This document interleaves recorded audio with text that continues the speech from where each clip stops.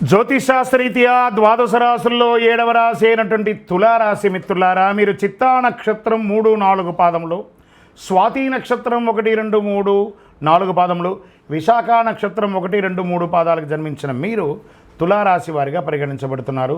ఈ సెప్టెంబర్ నెల మీకు శుభాశుభ ఫలితాలు ఎలా ఉన్నాయంటే, గత కొన్ని నెలలుగా మానసికంగా, సామాజికంగా, శారీరకంగా క్షోభ అనుభవిస్తున్నటువంటి మీకు కాస్త ఉపశమనం అని చెప్పచ్చు ఈ యొక్క తులారాశి వారికి.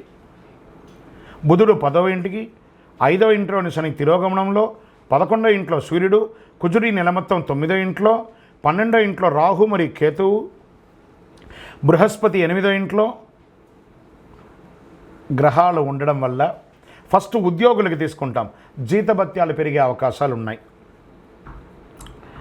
వృత్తి వ్యాపార పరంగా రాబడి పెరిగే అవకాశాలు ఉన్నాయి. లీగల్గా కోర్టు వ్యవహారాలు ఏమైనా ఉంటే ఒక కొలిక్కి వచ్చే అవకాశాలు ఉంటాయి. చేతిలో డబ్బులు నిలబడి పరిస్థితి ఏర్పడుతుంది, మధ్యలో వస్తుంది పోతుంది. వైద్య ఖర్చులు కూడా పెరిగే అవకాశాలు ఉన్నాయి. నేను ఇదేదో మిమ్మల్ని బాధ పెట్టాలనో కష్టపెట్టాలనే కాదు, గ్రహాల యొక్క కదలిక ద్వారా జరిగే, నేను ఆ గ్రహ లెక్క ద్వారానే చెప్తున్నాను. తులారాశి మిత్రులారా, ఈ నెల కాస్త జాగ్రత్తగా ఉండాలి, మీరు తప్పదు. ఆస్తి వ్యవహారాల్లో రాజీ మార్గంలో పరిష్కరించుకోండి. వ్యాపారంలో కొన్ని ఆర్థిక సమస్యలు, డెట్స్ మీకు ఇచ్చిన వాళ్ళు ప్రెషర్ ఇచ్చే అవకాశాలు ఎక్కువ ఉన్నాయి. ఆర్థిక లావాదేవీల మధ్యలో చాలా లీగల్ ఇష్యూస్ వచ్చే అవకాశాలు ఉంటాయి, జాగ్రత్త. నిరుద్యోగులకి వెయిట్ చేయండి, మాస ద్వితీయంలో అవకాశాలు వస్తున్నాయి. కుటుంబ జీవితంలో భార్యాభర్తల మధ్య నెల ప్రారంభంలో సఖ్యత లోపం అవుతుంది. ఈ విషయం తెలిసిన తర్వాత కూడా మీరు సఖ్యత లోపం చేసుకోకూడదు, రాజీ ధోరణి అవలంబించండి. సమాజంలో గౌరవ మర్యాదలు పెరగడానికి మీరు చాలా ప్రయత్నం చేయాలి. ధన ప్రవాహం మాస ద్వితీయంలో గణనీయంగా పెరుగుతుంది. కుటుంబంలో సంతోషం పెరుగుతుంది. భార్యాభర్తల మధ్య అన్యోన్యత పెరుగుతుంది. మాస ద్వితీయంలో శత్రువుల వేధింపు కాస్త నెల మొత్తంలో అధికం ఉంటుందండి, తప్పదు. పరోక్షంగా కూడా మిమ్మల్ని ఇబ్బంది పెట్టే అవకాశాలు ఉన్నాయి.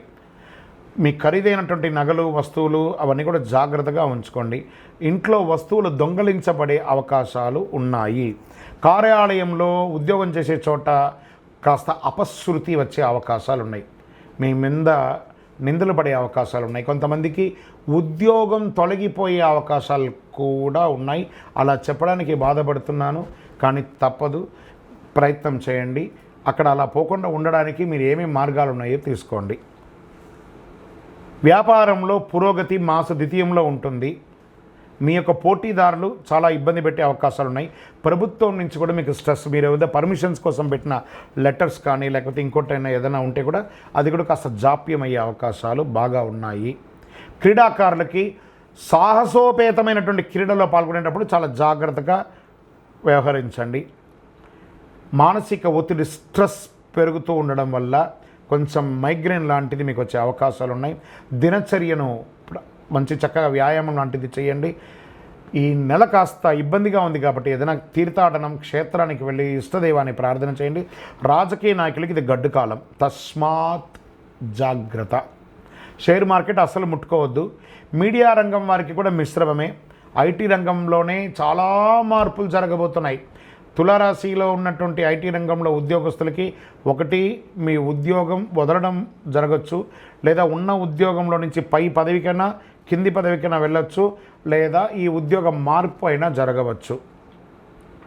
వివాహం కాని వారికి ఇంకొక నెల వెయిట్ చేయండి.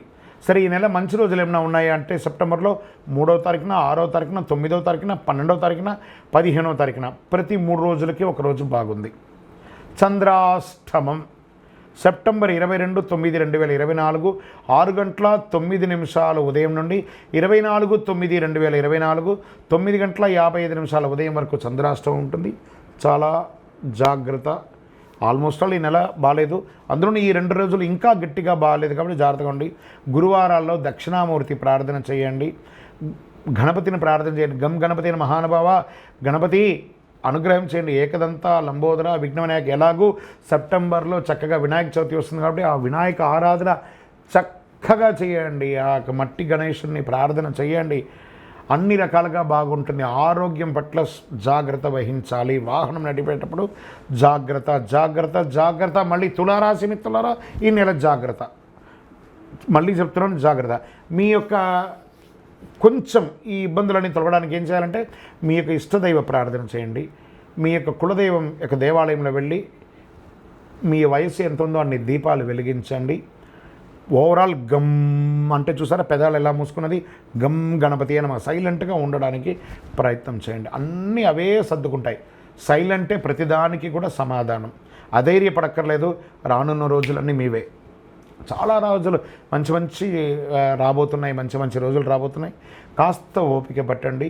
మీ యొక్క సంపూర్ణ జాతకం తెలుసుకోవాలనుకుంటున్నారా? మీ పరిసర ప్రాంతాల్లో ఉన్నటువంటి జ్యోతిష్ శాస్త్ర నిపుణులను సంప్రదించండి. లేదా మా ద్వారా తెలుసుకోవాలనుకున్నారా?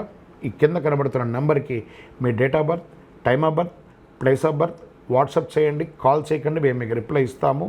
కరుంగాళి మాలను ధరించండి. అన్ని రకాలైనటువంటి ఇబ్బందులు తొలగుతుంది. విజయోస్తు.